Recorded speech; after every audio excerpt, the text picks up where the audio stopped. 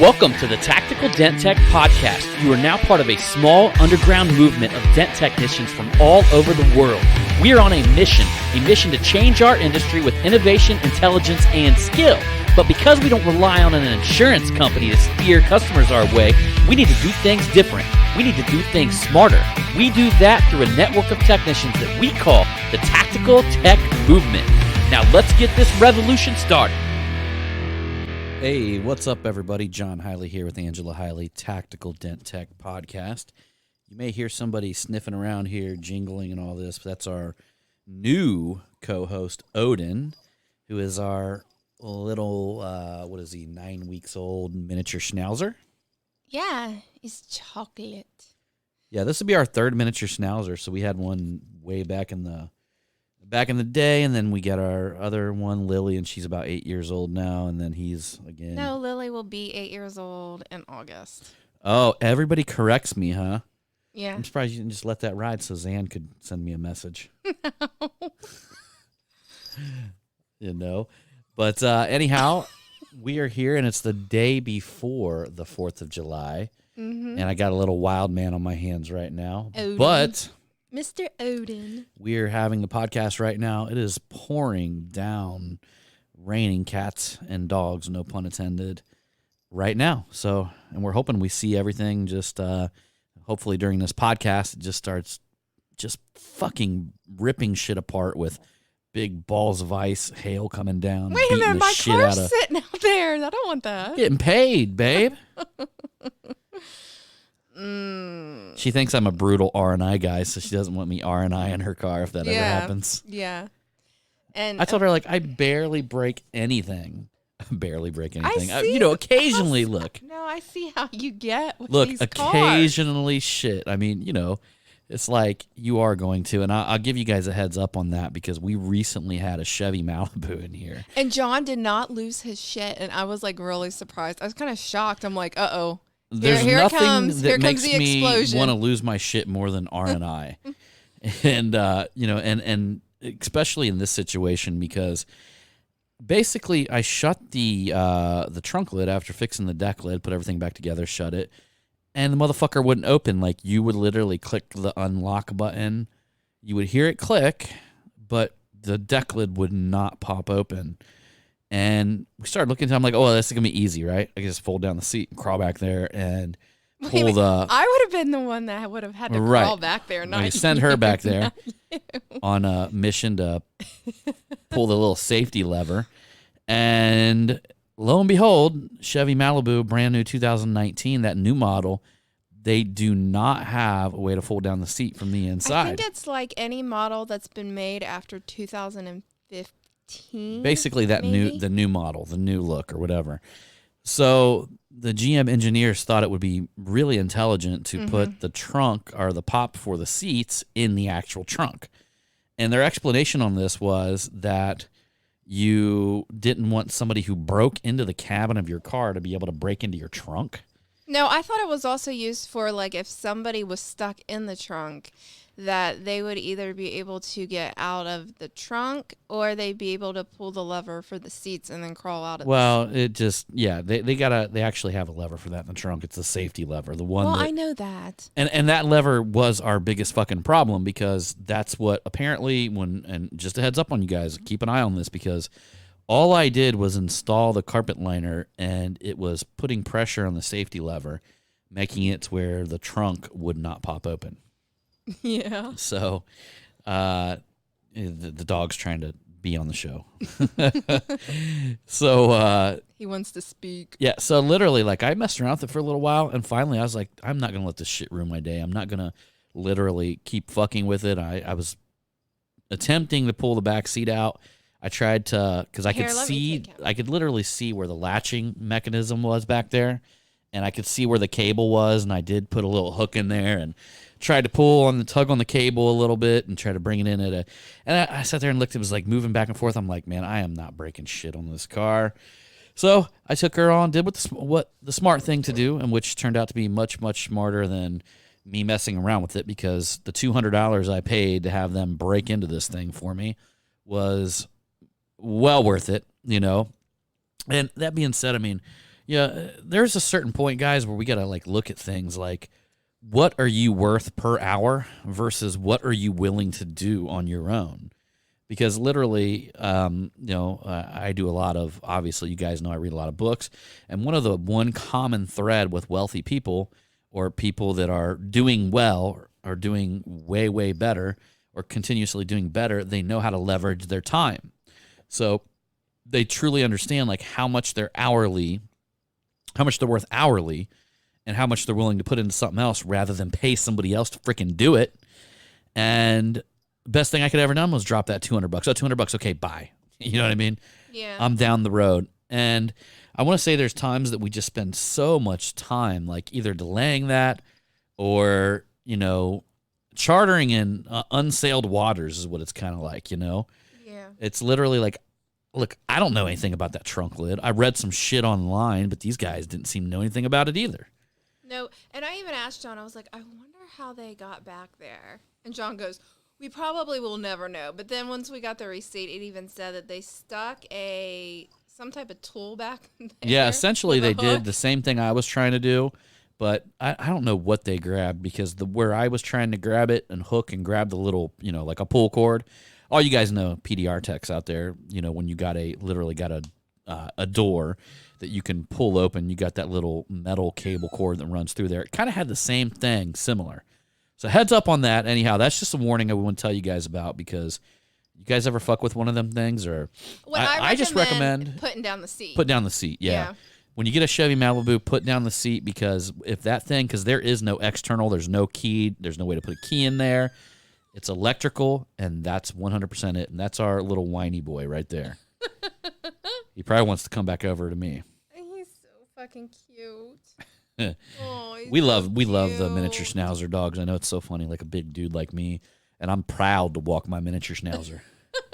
I'm proud of this dog. Mm-hmm. We love the breed, and I got the big old American Bulldog and all that, and she is such a dirty pain in the ass that we love to death. But we love her to death. But compared to a miniature schnauzer, it's like a totally different dog owner experience. Mm-hmm. For her, she thinks that we're there to serve her every whim and every will at every moment. Yeah. And the miniature schnauzer would be almost the exact opposite. Yeah. You know what I mean? Mm-hmm. So, but anyhow, guys, it is 4th of July tomorrow. I hope all you guys are in fact, it's actually today because we just dropped this on Thursday. But, No, today's Wednesday. well, today's Wednesday, but they're not going to be listening till tomorrow. I know.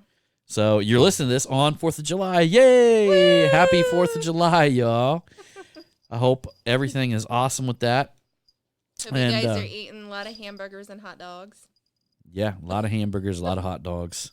Probably not too many hot dogs.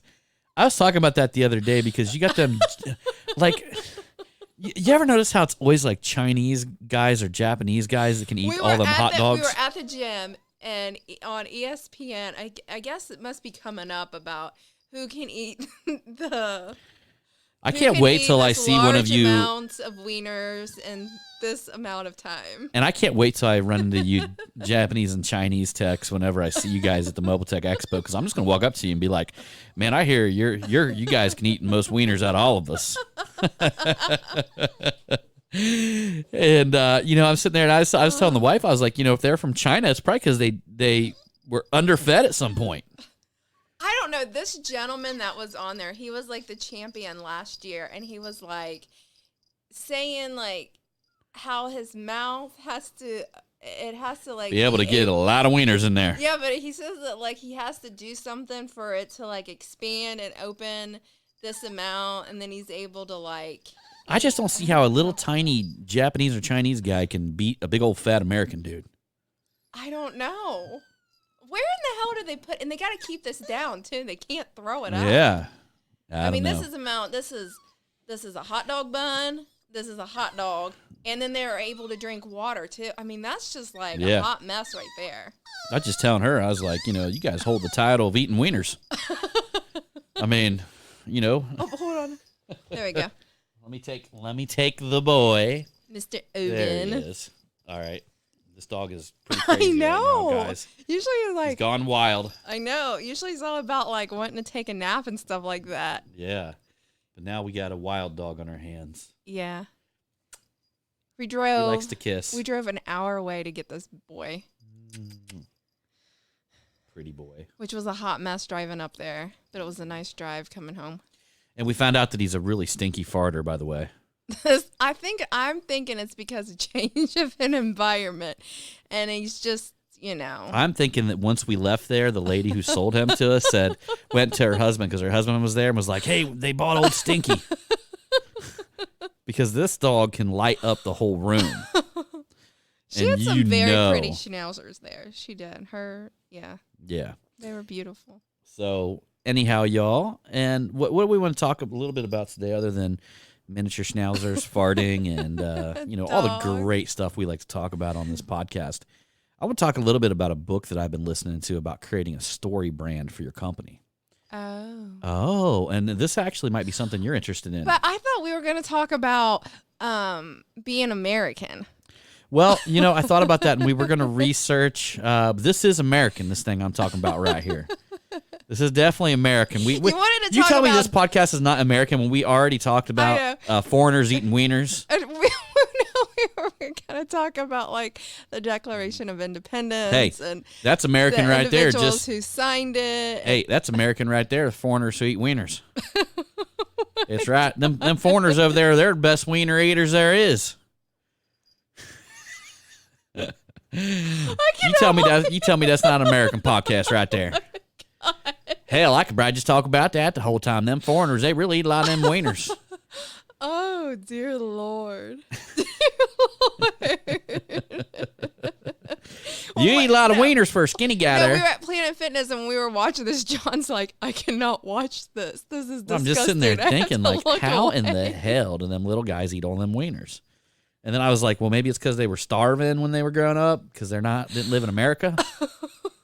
Every other country, they starve over there and all them other countries. Over here in America, that's what we're bountiful and plenty and free. Wait a minute. Another thing that we saw at Planet Fitness when we were when we were on the treadmill was Trump went to North Korea. Ah, yeah. Wonder how that conversation went. But do you realize like how many people on the left that he has pissed off? Because we were watching, I think it was CNN that was up, and everybody just had this look on their face, like the sour look on their face. They're like, they look like they got a little bit of poopy in their mouth, and they were trying to talk. I really don't get into the whole political game anymore, to be honest with you. I was just like, man, good for him. Like, he made history right there. Yeah, and to be honest with you, like when we said we watched CNN, it's the reason why they look like that is because we don't listen to it. We just it's at the gym and we see them talking and we're like, wow, they're talking about that, aren't they? Like, I cannot tell you the last time I listened to any news channel. No. So I'm just making this up on my own opinion. My own opinion of him going over there was pretty good. I don't really know what they talked about, but based on the gym TV with no sound, it looked pretty legit. Yeah, it looked pretty legit. Hey, Trump and I don't know who the leader guy is over there in North Korea. What's his name? I think it's like it was Kim. It was like Kim Jong Lee, but now it's Kim Jong Il or something like that. Oh, is it? They both seemed very happy. I'm sure Zan will correct me on that, by the way. I'm sure they looked both very happy and whatever they were talking about. And she's like, wow, them photographers are really moving quick. I'm like, well, that's because their life depends on it. They don't snap the photo at the holy leader at the right angle. They're fucked. I know, right? Yeah. I mean, that's grounds for death right there over in that country. Good for him. Yeah. That's some weird shit over there in that North Korea, I'll tell you. It's American to say that, too, by the way. This is why this is the podcast about America. Yeah, and foreigners down there over there in North Korea. You know the weirdest shit? Like the last, I don't know, it was like the original Kim Jong or whatever. The OG Kim Jong. OG, huh? Yeah, so do you realize that, like, if people weren't crying during his, like, outing, like, when he died, they had, like, everybody had to walk outside their houses and, like, cry on the streets. And if somebody was standing there and they weren't tearing up, they'd be like, you go to jail. Is that the one that they have in that one movie? Oh, shit, the thing's going off. Woo, we might get some hail, guys. Hold on. Oh, it's flash flood. We're good. It don't flood around here. Nothing that important. Wasn't he the one that was? Oh, it's going off on the other phone too, isn't it? Yep. Wasn't he the one that was in the one movie with the puppets about America? What was that called? What's the name of that movie? Yeah, I know what you're talking about. America, fuck yeah. America, fuck yeah. Yeah, but what's the sushi, Starbucks, porno. That's one of the greatest songs. If you guys have not heard that song, just Google America, fuck yeah. I think it's called Team America. Yeah, there we go. It's like where we go over to these other countries and try to capture one terrorist and like blow up the Eiffel Tower in the process, but we end up we caught him. We destroyed all of Paris, but we caught the one terrorist. Dear Lord. It's a funny. There's so much funny shit in that movie. There's like a sex, and they're all dolls. I knew this was coming. I knew. They're all these little dolls, and there's almost like They're the like most little nasty. They're little puppets. And there's almost the most nasty puppet sex scene you've ever seen in your life on that movie. You know, we should have opened up this podcast like that. This should be the American podcast. America, fuck yeah, porno, sushi, Starbucks, Taco Bell. And that's all you know. Yeah. Taco Bell. Do you even Walmart. Holy shit. Fuck yeah. America. Fuck yeah. This is so wrong on so many levels. Well, it's just like when they tried to say, you know, when people try to say American food was bland, then we hit them with 13 herbs and spices, Kentucky Fried Chicken. Oh my God. 13 herbs and spices, motherfuckers. Bam. There's America for the win. Yeah, there's a KFC that's like right in front of Planet Fitness, so we drive by it like every morning. And I finally looked at it the other day. I was like, I want to eat a bucket of that chicken. Oh God! Like, I'm gonna be honest with you. I want to eat a bucket of that chicken. You were saying something about like the way you want to like rip the skin or the crispy stuff. Oh yeah, just eat the skin off of it. Oh my God! That's my favorite part. Yeah, and if you haven't heard, John, you've lost like what, 20 pounds? Yeah, I'm down to my goal weight now, which is 225, and I was up to 247. But the funny thing is anytime John would talk to this customer, somehow they would get into this conversation about how John was using this calorie count app. I'm spreading the love about the calorie. Just sitting in the office laughing. I'm like, dear Lord, he's ringing out the next customer. Oh, you know what? I got this really awesome app on my phone. It's all about calories. Yep.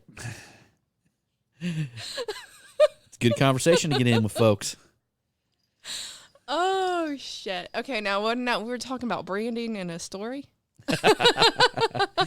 Yeah, we're gonna be getting out of here pretty soon, guys. So it's 4th of July. We're gonna be closing it up. But just a heads up, I want to let you guys know that tomorrow at some point, I don't know what time, we are going to be opening up sales to the Mega Media event. It's going to be in October, mid-October at the NOCO shop, which is like $1 million location. That Cole Fox actually went to our first Mega Media event, and then ended up building. He took the old Greeley movie theater and turned it into a massive facility, and it's like brand new over there. What's that vehicle that he has that has the hydraulics? He's got like a '64 Impala, like gangster, straight up gangster. Yeah. I was actually looking because we're gonna have an exotic car as well, so I was looking at the exotics today. Going to be figuring all that stuff out, what we're going to be having within the next week or two. But that being said, it's going to be mid-October in Greeley, Colorado. It's outside of Denver. That's going to be like a really nice time because that'll be fall. Right. So that's going to be going down, y'all. And we got people hitting us up because we only do one a year now. We used to do 2 a year. We only do one a year. It's our pinnacle event. If you feel like you want to remodel your company, you feel like your company's looking a little bit shabby, and other people, maybe your competitors' websites are getting ahead of you, which is detrimental, horrible. You're losing money, you're losing sales. Man, I'll tell you what, it's like literally getting a remodel for your entire company. You get all these photos, videos, all this stuff. And the gentleman that does the photos, he's amazing. Super duper nice guy. And we figured out there's like no way, the way we do it, like no way people can purchase all the stuff we put together. And it's also 3 days of marketing training. So you get to see all kinds of speakers and all that stuff. Again, we haven't got 100% of that figured out, but I will be handling a lot of the speaking slots with me and Mike Toledo, and then we always bring in guest speakers as well. But we are going to drop something, put something together that's phenomenal. We're going to be talking about running traffic and also creating the content, which I've got this crazy idea that I'm going to be releasing at the event that's going to make it really easy to create pillar content and create, meaning like a big piece of content, and really easy to scale it and turn it into smaller pieces of content. And we're going to go into that cycle of how that's done. So, if you feel like you want to make more money, you want to jump further into the retail market, you want to get away from your car dealers, and you want to advertise to more people, you want to become the leading company in your area, it's how you do it, literally. You'll get it done in a weekend rather than what took me years to do. Like, literally, you'll take what took me years, you'll get to be able to get that all done in a weekend and be able to go home and actually have an action plan and things in your hand to actually put to work right then. So, and normally it's like one, that thing that got me. we got a notification here. Hopefully it said hail was detected on your location.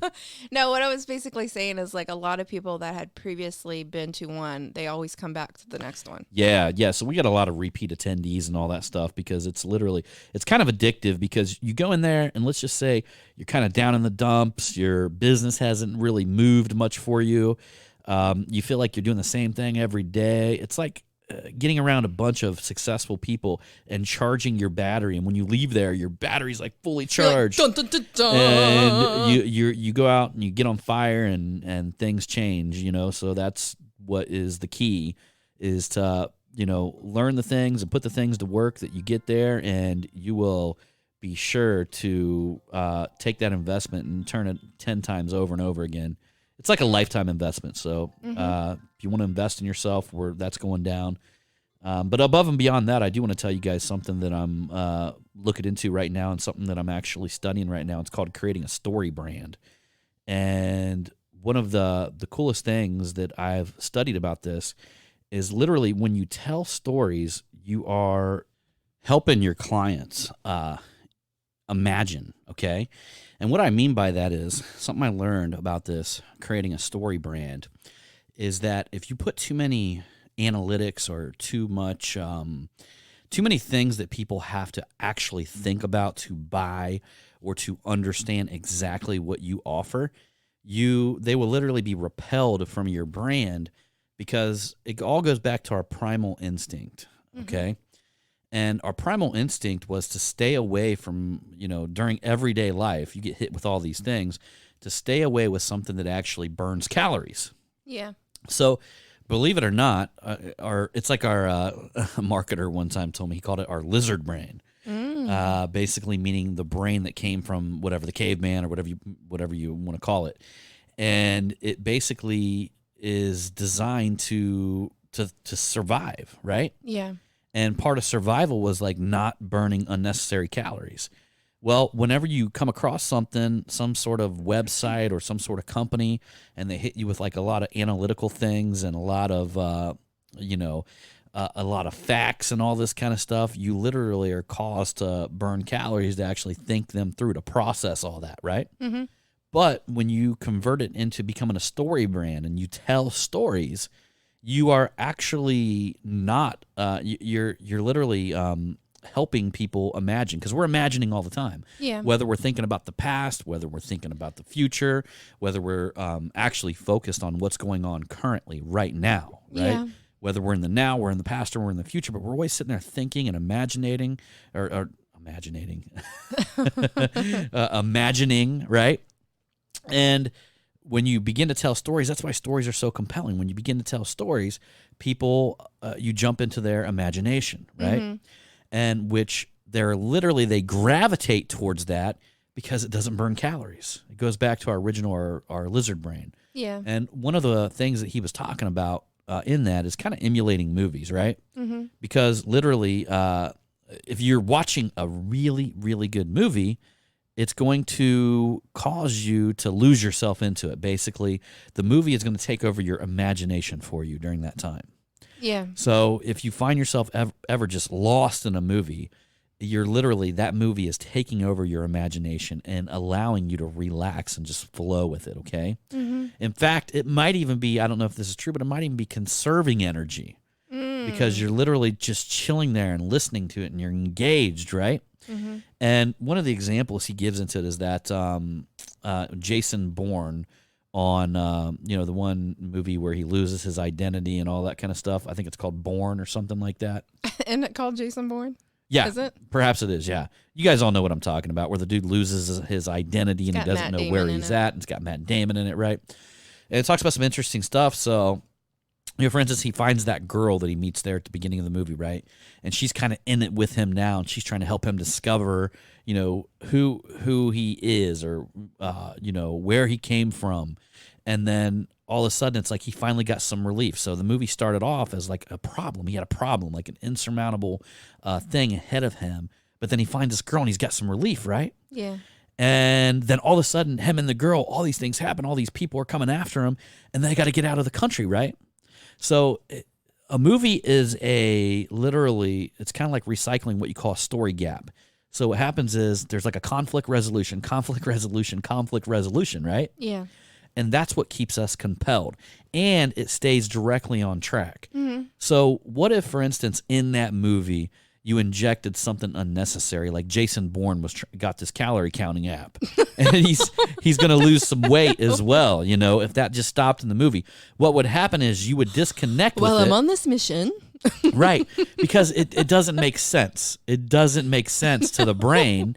And you would stop. You would get tired. The movie you would be like you were losing yourself in the movie, and then this happens, and you're trying to put two and two together. Like, why did that happen? It's almost like the movie Noah that we watched. Right. All the weird shit that happened is what disconnected us. But we almost kept watching it because it was so bad. I can't believe Russell Crowe read that. I was hoping it was going to get better. And I'm can't like, believe Russell Crowe fuck? read the movie script of that and decided it was a good idea to be a part of that movie. Is that when he like, was it called? Jumped the shark? Yeah. Yeah, probably. Referring to when Fonzie was on skis and he jumped a shark, and then Happy Days really went downhill after that. That's what they call movies or somebody when they say, hey, he jumped the shark, meaning that was the pivotal point that made them go downhill from there. Yeah. So, that being said, it's really interesting. This whole book is all about trying to like turn your business into and a lot of it's minimizing stuff, like, turn your business into a story brand, something that keeps your audience captive. And it kind of taps into these little marketing gems, little marketing secrets that you can apply into your business and your company to allow your clients and your customers, like when they see you, they kind of feel relieved. It's like, oh, wow. Yeah. Okay, now I don't have to think too hard to think about what this guy's offering or what they're doing. Yeah. Oh, and they're telling it to me in a story format. Okay. And then the next thing they talk about is that a lot of people position their company as the hero. And that's a real problem, because when you position your company as the hero, people don't want to deal with you because of that. And look, you guys might not like totally understand this, but you really got to look in depth into your own life, like why you purchase stuff, why other people purchase stuff. They purchase stuff for themselves to be the hero. And I actually pointed this out to the wife because she always comes to me and yes, I am my own hero. Well, and at first she didn't think that she did things this way. And I'm like, yeah, you do. I see you do it all the time. She's like, what do you mean? And I'm like, every time you buy a pair of boots, the first thing that she tells me, she goes, but I didn't pay retail. And she goes, these boots actually cost $400 and I got them for $100, right? Yeah. And there she is as the hero. And every time she says it, it's so heroic, and she doesn't even really understand that. But that's her way of purchasing and becoming the hero. Yes, my own hero. Yeah. So plus, I'm saving John money too. Right. And well, see, and everybody else, they want to be the hero in their purchase, and it's so crazy, like, because this book breaks down to like all these primal instincts, like literally, like everything that we do is for a primal, like for some sort of means of survival. Yeah. And like people are like, well, then why would you, instead of buying a Lexus, why wouldn't you just go buy a Chevy Cavalier or whatever, Chevy Cobalt? And it's like, no, because when you buy the Lexus, that's a status purchase, which basically in the lizard brain or in the caveman mind, it's like, well, if I buy something super nice, then that might cause people around me to be more powerful, that will increase my power. and help me survive in the point of maybe an attack. I mean, Yeah. like that's the thing, right? So you got to understand that, like, what are we really selling to our client? We want to think about a dent removal, but no. Are we really selling a dent removal to them? No, I would say you're selling, hardly. Yeah. You're selling peace of mind. You're Yes. selling. I think it depends on the client. Really, I kind of broke this down. Yeah. But ultimately, you are selling kind of a piece of status. You're selling, like, you're literally taking something that they had and bringing it back to a condition that they feel much more proud to drive. Yeah. And I think there's a bunch of different emotions that are intertwined inside of that. I think maybe some people, if they got a dent in their car, they don't feel perfect anymore, and they want everything in their life perfect. And it's like lack of perfection is like lack of status. So now they don't feel that they're I feel as that way. yeah. I do. Mm-hmm. Even though on my car it still has a flaw, it's just Sure. very painful still. But see, I think there's also yeah, right. Just fucking She's perfect. No, it is painful for her. She yes, don't really it want is, to talk but about I'm it. just like, yeah. But I honestly think that there's also like a level of, it's kind of status, but it's a different type of status. It's almost embarrassment. Because, and I'll give you guys an example. I had a real estate agent that came in, and he had little scratches and scuffs around his car, and he was driving like a Toyota, I don't know. I think it was a Corolla or something no, maybe not a Corolla, the Camry. He had a decent Toyota Camry. He was like 5 years old, paid off. Guy was a responsible guy. He had a couple bumper scuffs and all that. None of that bothered him. What bothered him was the big dent in the back of his door. And really, that is embarrassment. Like when he's picking up clients and taking them places, Yeah. he doesn't want every client to get into his car and be like, hey, you got a big dent right there. Yeah, that's true. And it may not even bother him as much as it bothers him that that other people see it, right? Yeah.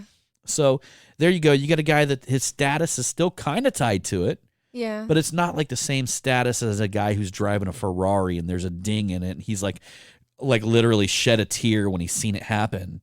And I mean, because they're like, we're talking about you, I know. So there you go, right? I know my truth. But I truly believe that it all ties back into some sort of feeling of status, which, maybe for the real estate agent, by having that car, he felt that people wouldn't take his real estate business That could be true.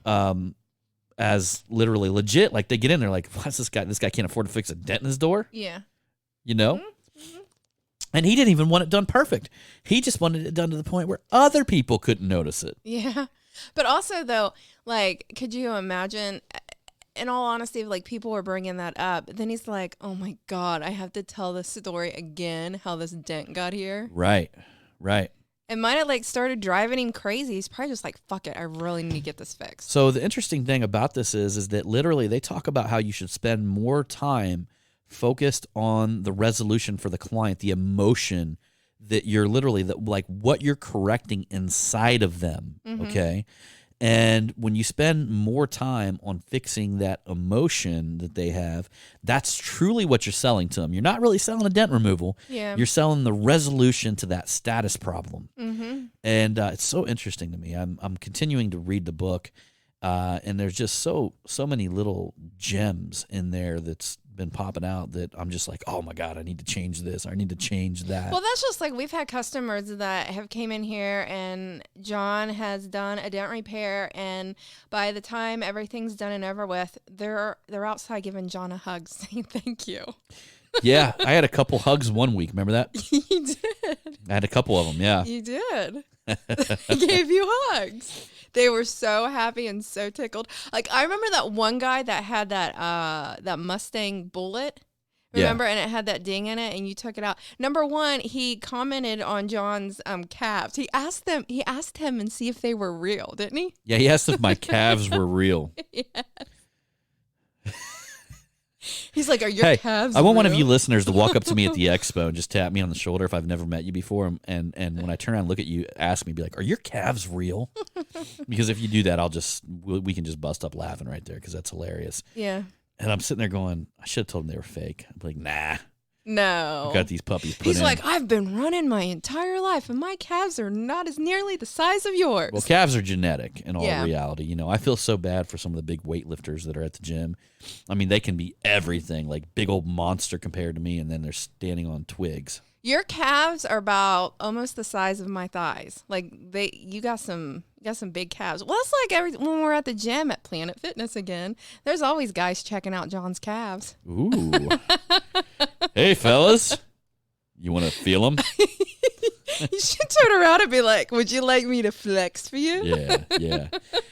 So, that being said, you guys, But that was one of the guys that gave John a hug when he at the end. Remember? yeah, he was one of them ones that, again, he's one of the ones that when that happened to his car, and it was probably only a quarter-size dent.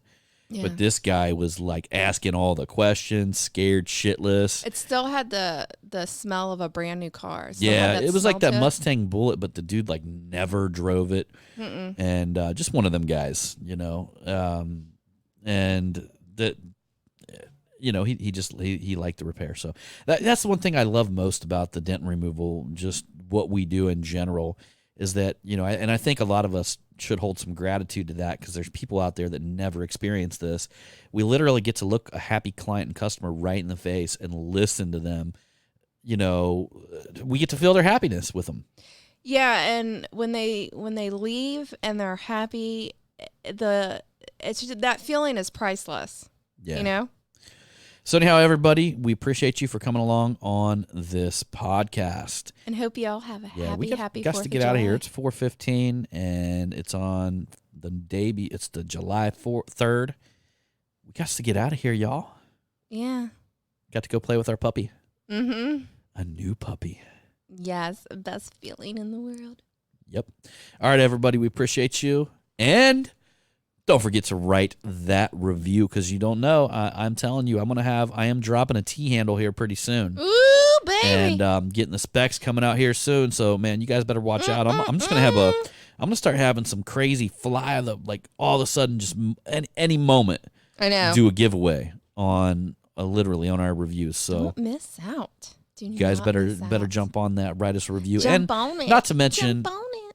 look, we appreciate it, and that helps me. That gives me all this motivation to go out and try to find great things and great value that I can deliver you guys, because you know what? I mean, I just really appreciate all y'all out there, all you Tactical Dent Tech folks in our group, you know, all you listeners. We greatly appreciate you guys, and don't know where I'd be without you, man.